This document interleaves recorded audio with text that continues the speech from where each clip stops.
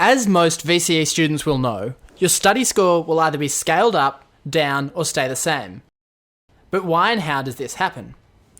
Firstly, you need to understand what your study score means. It is not an actual score out of 50, but instead it's a ranking compared to everyone else who did the subject in that year. Your study score corresponds to a ranking percentile. A study score of 30 means you are ranked right in the middle of your cohort. In other words, you performed better than half of the students who did your subject.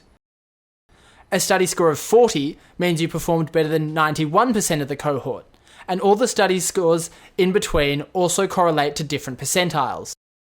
What makes this system unfair is that not all of the cohorts are equally difficult. So it might be a lot easier to rank right in the middle of an easier cohort than it would be to rank in the middle of a harder cohort, but both of these students are going to get a 30. So the study score needs to be adjusted to take into account how hard each cohort is, so people won't be disadvantaged for doing harder subjects. But how do you work out the difficulty of each cohort? I'll explain through an example.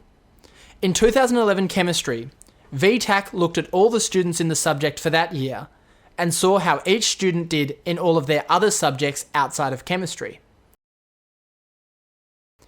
They saw that each of these students in the cohort averaged in other subjects a study score of 34.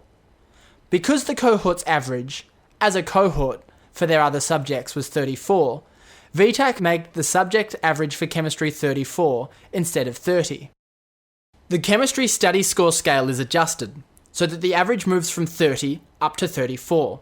So a student who previously would have received a score of 30 because they were average will now get a 34. This takes into account the harder cohort they were average within. And all the other grades also move up. Stop. A lot of you are probably thinking, why don't I just do a subject that has a higher markup? That way my 30 will become a 34 and my score will be higher. This logic is flawed because you're assuming in both subjects you will rank the same, but this won't happen. In the harder cohort you will rank lower, and in the easier cohort you will rank higher. Then the scaling will adjust to correct the imbalance caused by the different cohorts. And you will get roughly the same mark. That is how the system is designed.